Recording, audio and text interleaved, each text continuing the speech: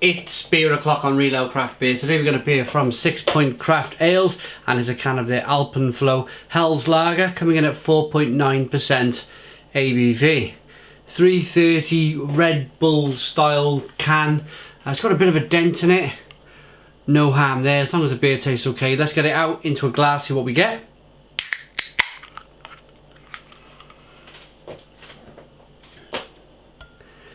So, a few of you guys have been watching my old Sixpoint videos where I managed to get hold of some Sixpoint beers before they got to the UK, about 2 years previous. And I really enjoyed the beers, really liked the beers, and then they kind of come over to Wetherspoons as a exclusive kind of deal. So since then, in the reviews, people have been saying, oh, you can get it in Wetherspoons. I said, I know, it's just I did these reviews 2 years previous. But I believe these are going to be hitting the UK soon. It's July 2018, so if you're watching this in 4 years' time and you're thinking these have been out in the UK for ages, they've just launched as of July 2018. It's got a one finger white head, good levels of carbonation, clear golden coloured beer. Let's get the aroma. And it smells like a Helles Lager. Absolutely does it. Does it just. It smells really good. And I put my mind now into thinking about these Sixpoint beers. The fact that they're in Wetherspoons. If you're watching in Europe and in America, Wetherspoons is a pub chain in the UK that does, I don't know, 50, 60 different beers. From bottle to can, to keg, to cask. You really can't go wrong with them. They're very well priced pub chain, good food. And I suppose if I talk about my own personal drinking, if I ever go somewhere in Barry, it would be probably Wetherspoons down the other end of town there. And I'll have some of their pale ale, some of their IPAs, then I might finish off with a double IPA from Sixpoint. But this is the beginning. This is the very first beer you have when you go into the pub. It's the icebreaker. It's the start of a good session. I like the session beer, and this would be the beer I'd start off with. It smells good. Slightly dry aroma.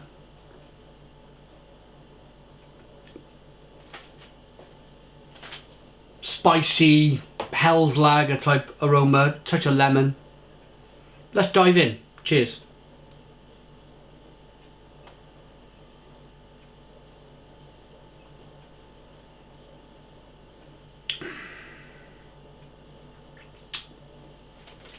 Really crisp and clean and clinical tasting. Carbonation moves the beer, pushes the beer on the inside of the mouth, releases more of that flavour. Touch of lemon, touch of spice on the back end, clean biscuit malt flavour coming through. Carbonation hisses and fizzes and pushes the beer around the mouth, as I just mentioned. There is a dryness to it, and there's a slight smokiness on the back end. There's ever so slight touch of smoke, which I think it just adds to the flavour. It gives the beer a little bit more of a dimension to it.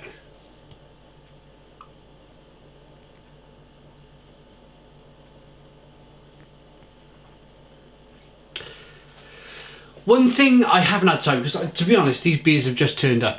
They just literally turned up on my door. And I thought, oh, I'm just about to do some beer reviews anyway. I fancy a lager to kick things off with. So I haven't had time to do any research whatsoever. It's 23 IBUs, this beer. They were established in 2004.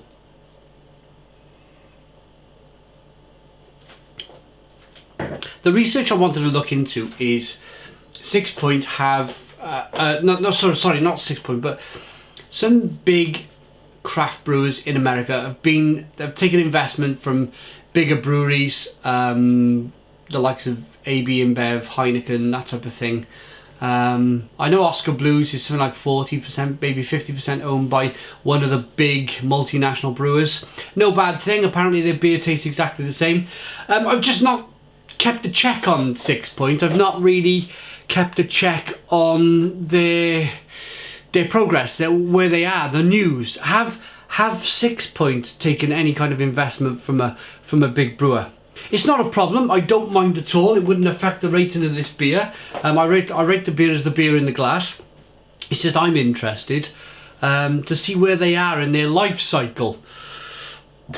I believe the guy's name was Shane. I used to deal with the owner, Shane, years ago. Can't remember his surname. Lovely bloke though. He sent me a box of Sixpoint, because you can't really send beer over to the UK from America. So he titled the box videotapes, DVDs and Blu-rays. And I thought, oh, somebody sent me some DVDs, and I opened it up, and it was all these beers in there, and I thought, that's just to get around the customs. I'm dropping you in here a little bit, nice Shane. But never mind, that was 6-7 years ago. I mean, there's no comebacks there, is there? Going back to the beer, I really like it. It does its job. It's clean, it's clinical, it's refreshing. The very fact it's got Alpenflo. It's probably got something to do with the alpine water they use maybe in the beer, and that just gives a clinical, clean, refreshing thing in your mind, doesn't it? You think about the Alps water and you think, yeah, lovely. Let's rate it. For me, Alpenflo would be the beer that I drank first in Wetherspoons, and then I would quickly move on. I don't think I could session 5 or 6 of these.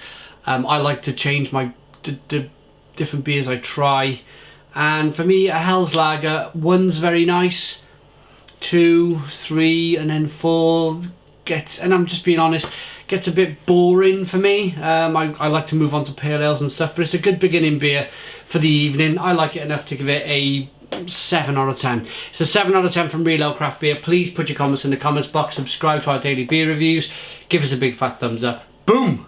And cheers.